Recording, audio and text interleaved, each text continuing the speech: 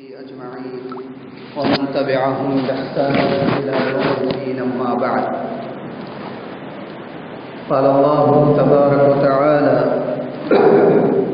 أعوذ بالله من الشيطان الرجيم بسم الله الرحمن الرحيم وأنتم الأعلون إن كنتم مؤمنين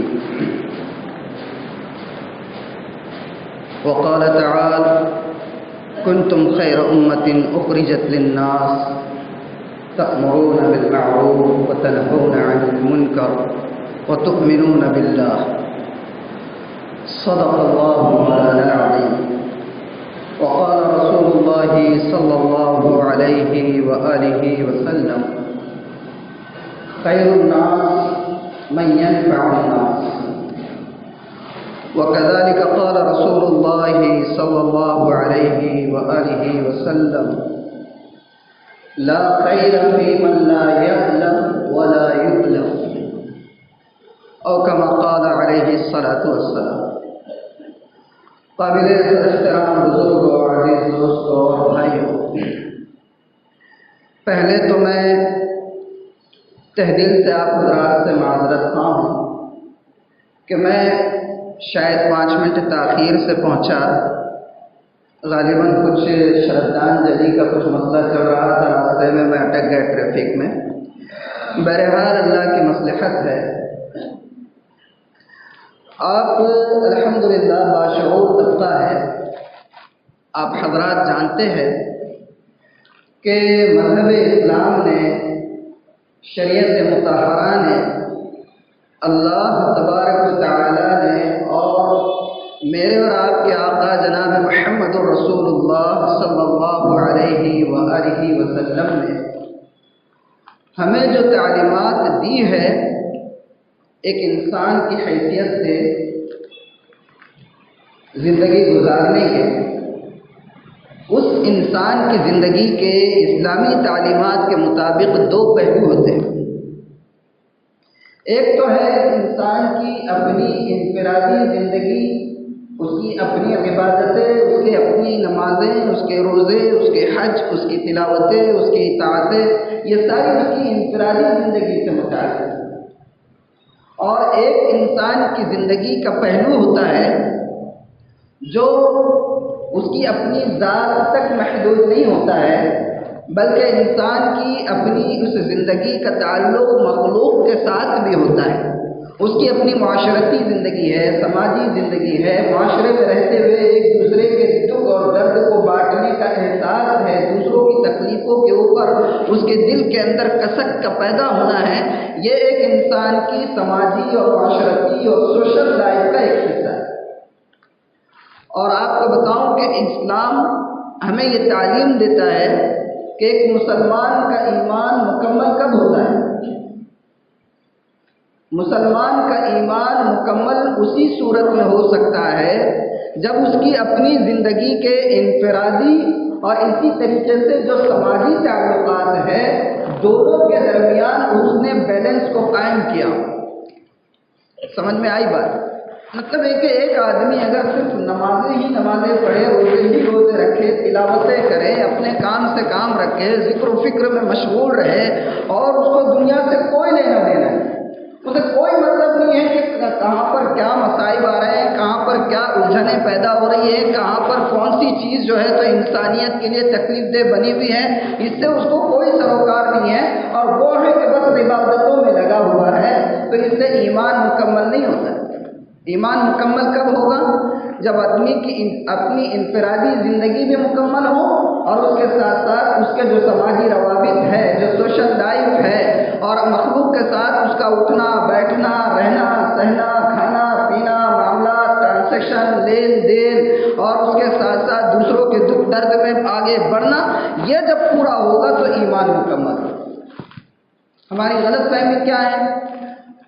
موٹی عقل کے ہم لوگ ہوتے ہیں تو ہم لوگ یہ سمجھتے ہیں کہ بھئی جو بندہ بہت زیادہ ذکر و اذکار میں لگا ہوا ہے، تسبیحات پڑھ رہا ہے، خانقاہوں میں جا کر ضربے لگا رہا ہے اور اللہ اللہ کر رہا ہے، وقت پہ وقت لگا رہا ہے، عالم دین بن گیا ہے، وہ بہت بڑا زندہ ہے۔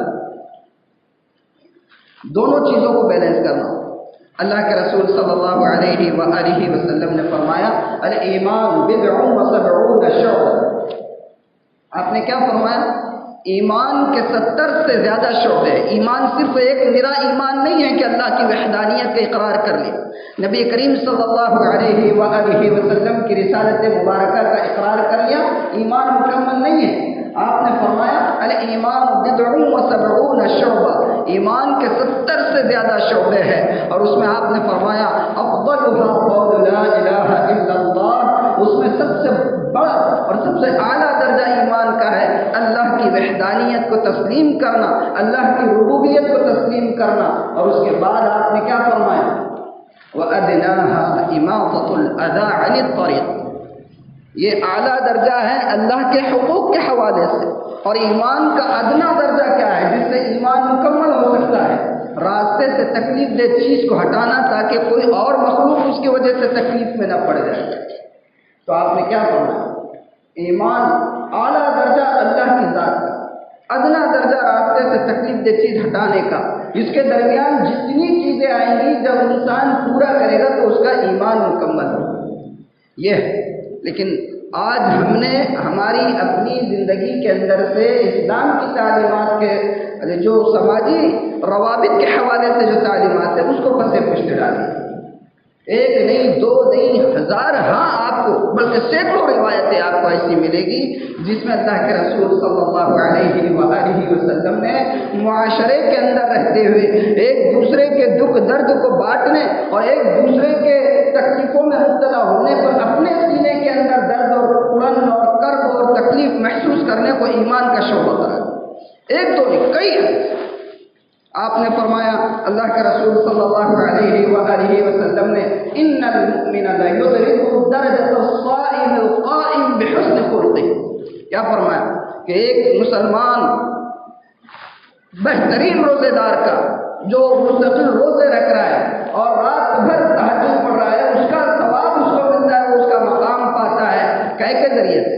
فرمایا بحسن خلقه، اپنے اچھے اخلاق کے ذریعے سے. اور اچھے اخلاق کا برتاؤ کس کے ساتھ ہو؟ مٹی اور پتھر اور دیوار کے ساتھ تو حسن اخلاق کا جو ہے مظاہرہ نہیں ہوگا.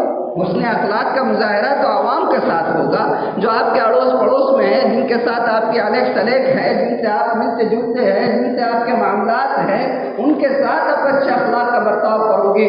تو فرمایا کہ اس کے ذریعے سے ایک شخص جو ہے وہ مستقل روزے رکھنے والوں کے درجے کو پا لیتا ہے اور رات بھر مستقل تہجدیں پڑھنے والوں کے درجے کو پاتا ہے.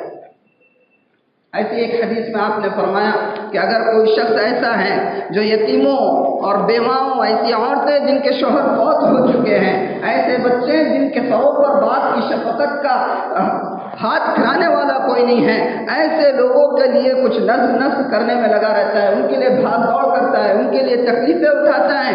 تو اللہ کے رسول نے فرمایا وہ کیسا ہے؟ فرمایا کالداعی فی سبیل اللہ، بیواؤں کے لیے، یتیموں کے لیے، محتاجوں کے لیے، ضرورت مندوں کے لیے دوڑ دھوپ کرنے والا، بھاگ دوڑ کرنے والا.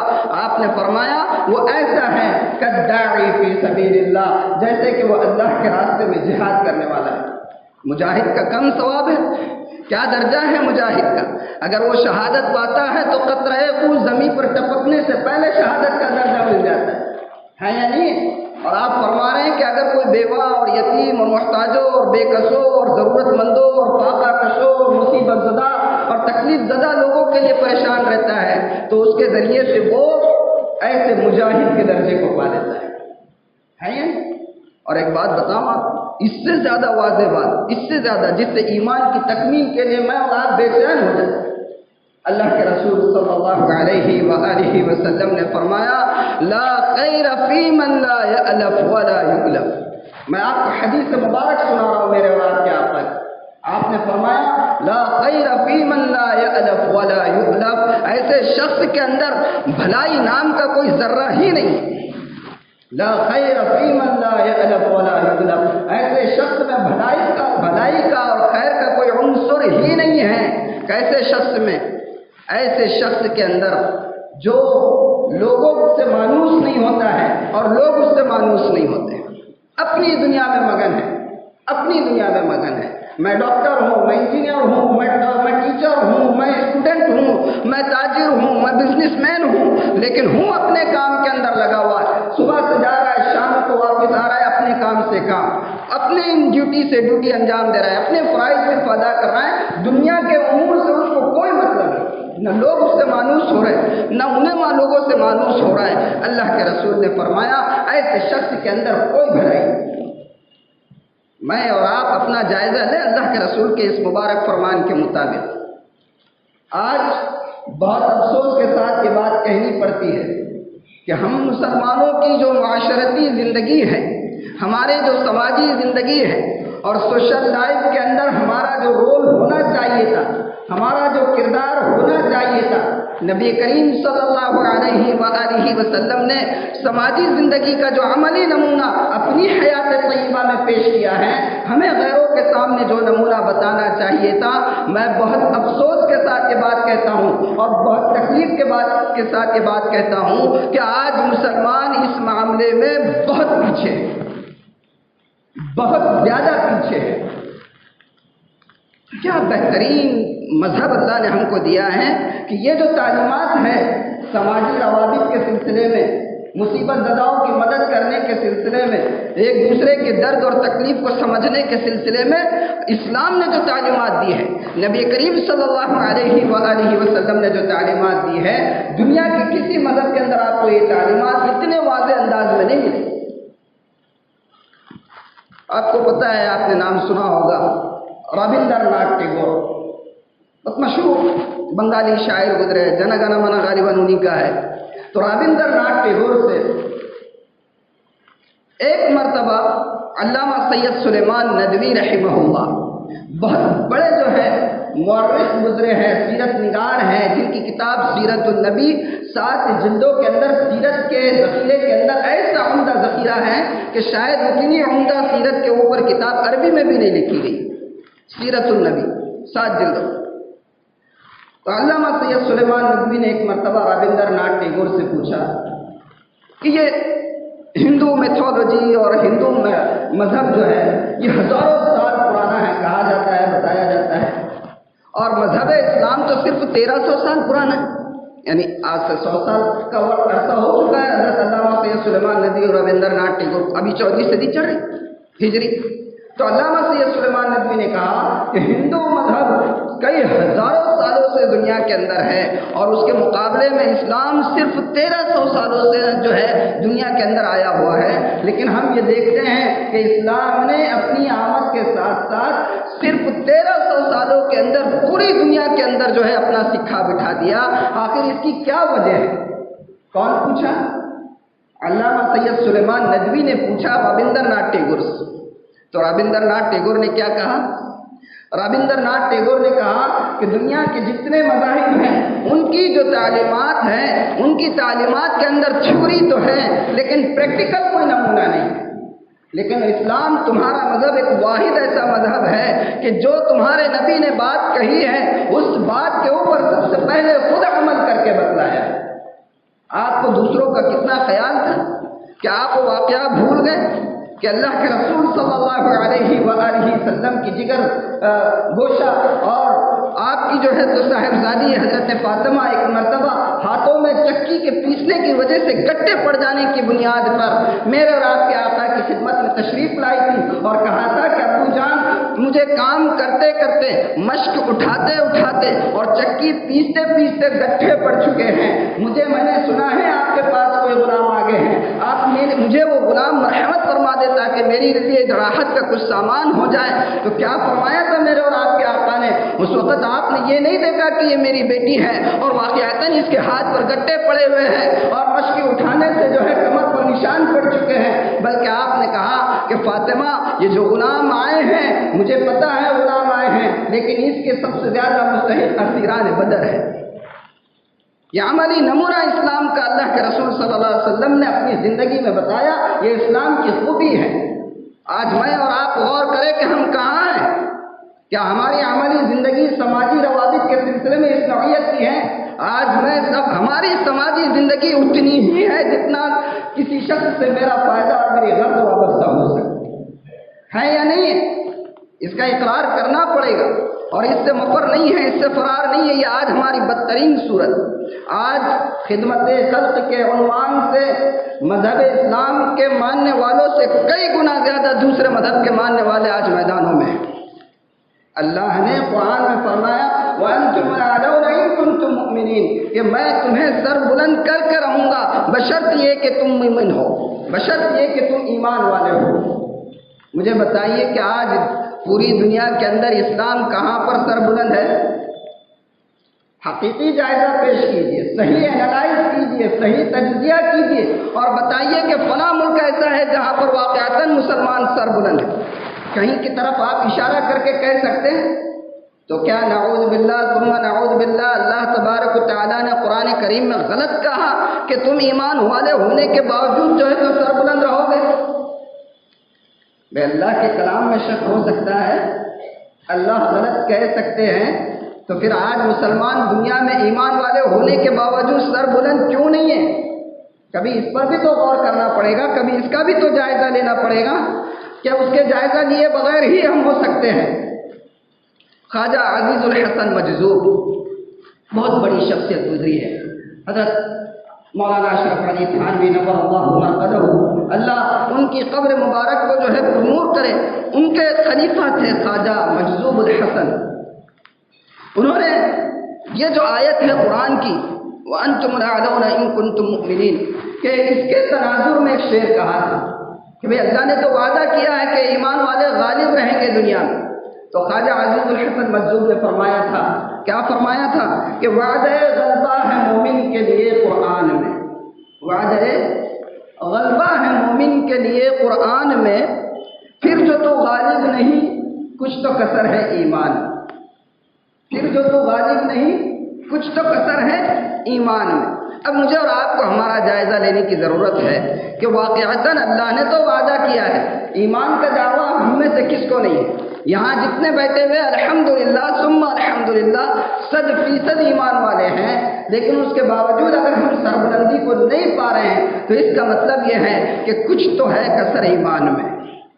اس کے بعد بھی اگر کامیابی نہیں مل رہی ہے تو جائزہ لینے کی ضرورت ہے۔ آج آپ دیکھیے دنیا کے اندر خدمت خلق کے نام پر دوسری قومیں بازیاں مار رہی ہیں۔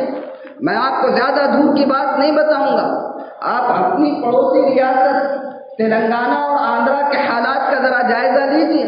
وہاں پر عیسائیت اور عیسائی مشنریز جس تیزی کے ساتھ کام کر کے پھیل رہی ہے، وہاں پر شکیلیت اور قادیانیت جس تیزی سے پھیل رہی ہے، بہت زیادہ تکلیف ہوتی ہے۔ کیا وہ اپنے حق کی پر ہونے کی بنیاد کی وجہ سے آگے بڑھ رہے ہیں؟ کس بنیاد پر آگے بڑھ رہے ہیں؟ کبھی تو سوچا ہوتا کہ مسلمانوں کے اندر اتنی آواز اٹھائی جا رہی ہے فتنے شکیلیت کے خلاف، فتنے قادیانیت کے خلاف اور عیسائی مشنریز کے خلاف، اس کے باوجود وہ لوگ اتنی تیزی سے اگر کامیاب ہو رہے ہیں تو آخر وجہ کیا ہے؟ آپ کو بتاؤں، بہت حیرت ہوگی آپ کو سن کر کہ ان کے پھیلنے، پنپنے، بڑھنے اور شائع ہونے کی اگر کوئی وجہ ہے تو وہ وجہ یہ نہیں ہے کہ ان کا دین و مذہب جو ہے بالکل حق ہے اور سچا ہے اور سچائی کی تعلیم دے رہے ہیں، بلکہ اس کی وجہ یہ ہے کہ ان لوگوں نے خدمت خلق کے شعبے کو اپنے ہاتھ میں لیا ہوا ہے۔ جائیے، جا کر جائزہ لیجیے تلنگانہ کے اندر اور آندھرا کے اندر، آپ کو اگر ایک گاؤں دکھے گا۔ آج ہمارا مزاج کیسا ہو گیا ہے؟ خدمت کا شعور اور احساس کا نظریہ اور پیمانہ بدل گیا ہے ہمارے پاس۔ اگر کسی سے کہا جائے کہ بھئی کوئی شخص فلاں مصیبت زدہ ہے، اس کی مدد کرنا ہے، تو جلدی جیب میں ہاتھ نہیں جائے گا۔ لیکن اگر عام طور پر یہ ہو کہ بھئی ایک مسجد بنانی ہے اور سیٹھ صاحب کو اللہ نے خوب دولت سے نوازا ہوا ہے، تو انہیں چاہتے اچھا ٹھیک ہے مسجد بنا دیں گے، ابو جان کے نام پہ کرنا ہے، ٹھیک ہے ابو جان کے نام پہ ہو جائے گی۔ تو وہ مسجد جو مان لیجئے 1 لاکھ میں بن سکتی ہے، سیٹھ صاحب چونکہ ابو جان کے نام پر مسجد بن رہی ہے، 1 لاکھ کی جگہ 1 کروڑ کی مسجد کھڑے کر دے گی۔ کیوں؟ کیونکہ مسجد بن جائے گی، نام بانی کا رہ جائے گا، ابو کے نام پر بھی بن جائے گی، لیکن کہیں پر اس طریقے سے دینا کہ کسی کی غربت کا خاتمہ ہو، کسی کی مصیبت کا خاتمہ ہو، کسی کے درد کا درما ہو، کسی کے آنسو پوچھے جا سکتے ہو، لیکن اس صورت میں نام کہاں سے ملے گا؟ تو وہ سیٹھ صاحب جو 1 کروڑ کی مسجد بنا سکتے ہیں، وہ 1000 روپے دینے کے لیے ہاتھ جیب میں نہیں ڈالتے۔ یہ ہوا ہے یا نہیں ہوا ہے؟ کیا اس سے انکار ہے؟ کیا اس سے فرار ہے؟ میں ہر ایک کو الزام نہیں دے رہا ہوں، لیکن اپنے اپنے گریبانوں میں جھانک کر دیکھیں کہ یہ نفسیات ہماری ہیں یا نہیں، ہمارے سوچنے کے پیمانے بدل گئے۔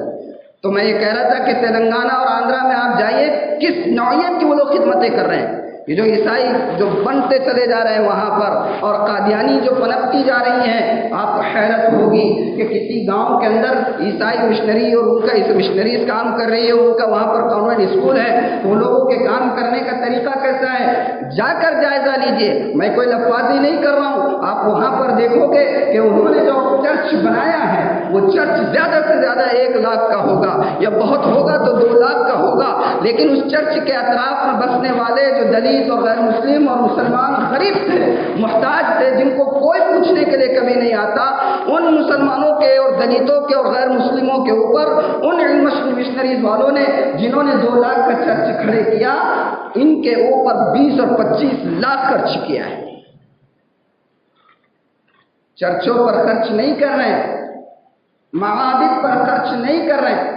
اگر وہ 1 لاکھ میں بن سکتا ہے، 1 لاکھ کا بنا دیا جائے، اور 1 کروڑ ہاتھ میں ہے ایسٹ، تو اس پورے ایسٹ کو ان غریبوں پر خرچ کیا جائے، اس کا نتیجہ کیا ہوگا؟ یہ 1 لاکھ کا چھپر کا معمولی سی عبادت گاہ ہے، لیکن یہ 1 کروڑ کی وجہ سے اتنے زیادہ اس کو ماننے والے آ جائیں گے کہ یہ کم پڑ جائیں گے۔ یہ ہو رہا ہے، یہ لفاظی نہیں ہے، یہ ہو رہا ہے۔ پوری ریاست تلنگانہ، آندھرا اور سیمانچل وغیرہ جائزہ لیجیے آپ۔ اور ہم کیا کر رہے ہیں؟ بیٹھے ہوئے۔ کیا تعلیمات ہے اللہ کے رسول؟ ایمان مکمل ہو ہی نہیں سکتا ہے۔ کیا آپ نے حضرت عبداللہ بن عباس کا وہ واقعہ مشہور سنا نہیں؟ کیسے ان لوگوں کو صحابہ کا مزاج تھا، واقعتاً وہ لوگ جو ہے یہ ایسے ہی پیدا نہیں ہو گئے تھے۔ اللہ نے جو قرآن میں کہا ہے نا، کنتم خیر امت اخرجت للناس، اللہ نے کہا کہ تم بہترین امت ہو جو برپا کی گئی ہے، تو اس کا خطاب براہ راست صحابہ کرام سے تھا کہ تم وہ لوگ ہو جو ایک عام رواج کے مطابق پیدا نہیں ہو گئے، تم کو خصوصی طور پر نبی کی صحبت کے لیے برپا کیا گیا۔ ایسے لوگ ایک چیز جو اللہ کے رسول نے کسی حوالے سے کہی تھی، اس کو اپنی زندگی میں اتارنے کے لیے ایسے کوشاں رہتے تھے کہ آج عقل حیران ہوتی ہے۔ ہم رسمیات کے پیچھے دوڑتے ہیں، وہ حقیقتوں کو تلاش کیا کرتے تھے۔ ہم نام کے پیچھے دوڑتے ہیں، وہ جو ہے اللہ کے پاس اجر کو تلاش کیا کرتے تھے۔ عبداللہ بن عباس اعتکاف میں بیٹھے ہوئے، اعتکاف کتنے آداب، بھئی مسجد سے باہر نہیں نکلنا، اور خدا نے تو یہاں تک کہہ دیا کہ مسجد کون سی؟ جس کے اندر نماز ہوتی، وضو خانہ بھی مسجد میں نہیں، برابر ہے؟ اتنے تک مسائل۔ لیکن وہ عبداللہ ابن عباس اعتکاف میں بیٹھے ہوئے ہیں، ایک صاحب آ کر کہتے ہیں کہ فلاں شخص کا مجھ پر قرض ہے اور وہ مطالبہ کریں گے، اور میرے پاس دینے کے لیے کچھ ہے نہیں، میں بہت پریشان ہوں، سمجھ نہیں آ رہی ہے کہ اس مسئلے کا حل کیسے کروں۔ 1 سے 2 سے 4 مرتبہ ان صاحب نے کہا، تو حضرت عبداللہ بن عباس نے کہا، تو تم کیا چاہتے ہو؟ کہیں تم یہ تو نہیں چاہتے ہیں کہ میں اس شخص کے پاس جا کر تمہاری سفارش کر دوں کہ بھئی ان کو تھوڑی مہلت دے دو؟ کہا کہ ہاں حضرت، میں یہی چاہتا ہوں تاکہ کچھ تو مجھے مہلت مل جائے، کچھ راحت نصیب ہو جائے، اور یہ جو میرے اوپر پریشر پڑا ہوا ہے وہ پریشر ختم ہو جائے۔ حضرت عبداللہ بن عباس اٹھے اور چپل پہن کے باہر نکلنے لگے۔ وہ صاحب کہنے لگے، حضرت کدھر؟ آپ تو اعتکاف میں ہو، اور اعتکاف چھوڑ کر آپ باہر آؤ گے، مسجد سے قدم نکالو گے، اعتکاف ٹوٹ جائے گا۔ کہا کہ اس صاحب قبر سے میں نے سنا ہوا ہے، اس صاحب قبر سے میں نے سنا ہوا ہے، میں آپ کو مفہوم ادا کر رہا ہوں، الفاظ مجھے یاد نہیں ہیں۔ کہا کہ میں نے اس صاحب قبر سے سنا ہے کہ جو کسی پریشان حال کی محتاجی کو دور کرنے میں لگا ہوا ہوتا ہے، یا اس کی پریشانی کو دور کرنے کے لیے اپنے قدم آگے بڑھاتا ہے، اس کو ایسے کئی عمروں اور حج کا ثواب اللہ تعالیٰ عطا کرتا ہے۔ اور ہم کیا کر رہے ہیں؟ کہاں ہیں ہم؟ اللہ کے رسول صلی اللہ علیہ وآلہ وسلم کی مبارک زندگی، آپ کی پیاری زندگی، میں قسم کھا کے بات کہہ سکتا ہوں، جہاں کہیں بھی بات کرتا ہوں یہ بات کہتا ہوں، اور مجھے یاد آ رہا ہے کہ غالباً اس سے پہلے میں نے آپ کے گوشے گزار اس مسجد کے ممبر سے بھی یہ بات کہی تھی کہ آج اس وقت ہمارا سب سے بڑا المیہ اگر یہ ہے تو میں اور آپ، وہ المیہ یہ ہے کہ میں اور آپ کسی اور کی نہیں، اپنے خود کے آقا جناب محمد الرسول اللہ صلی اللہ علیہ وآلہ وسلم کی مبارک زندگی سے نابلد۔ مسلمان کو اپنے نبی کی کوئی سیرت پتہ ہی نہیں، دنیا بھر کے لوگوں کی سیرتیں پوچھ لیجئے، ایک سے بڑھ کر ایک جنرل نالج کے جاننے والے بچے آپ کو مل جائیں گے، ایک سے ایک دنیا بھر کے ہیروز کی جو ہے تو پوری ہسٹری، اس کا بایو ڈاٹا اور اس کا جو ہے سیا پاچا کرنے والے مل جائیں گے، لیکن اگر پوچھا جائے اللہ کے رسول صلی اللہ علیہ وآلہ وسلم کی زندگی کے بارے میں تو آئیں بائیں شائیں کرتے رہ جائیں۔ یہ المیہ ہے، یہ المیہ ہے۔ تو اس وقت ضرورت ہے اپنے آپ کو امت محمدی کے طور پر پیش کرنے کے لیے، اور میں نے جیسے شروع میں بتایا کہ اللہ نے ہمیں جو ان تعلیمات دی ہے، ان تعلیمات کا خلاصہ یہ ہے کہ انسان کی ایک انفرادی زندگی ہے، مسلمان کی خاص طور پر ایک انفرادی زندگی ہے، اس کی انفرادی عبادتیں ہیں، اس کے روزے نمازیں حج زکوٰۃ سارے مسائل ہیں، اور دوسری طرف اسی تعلیم نے اس کو جو ہے ایک سماجی زندگی کے دھاگے کے اندر باندھ رکھا ہے۔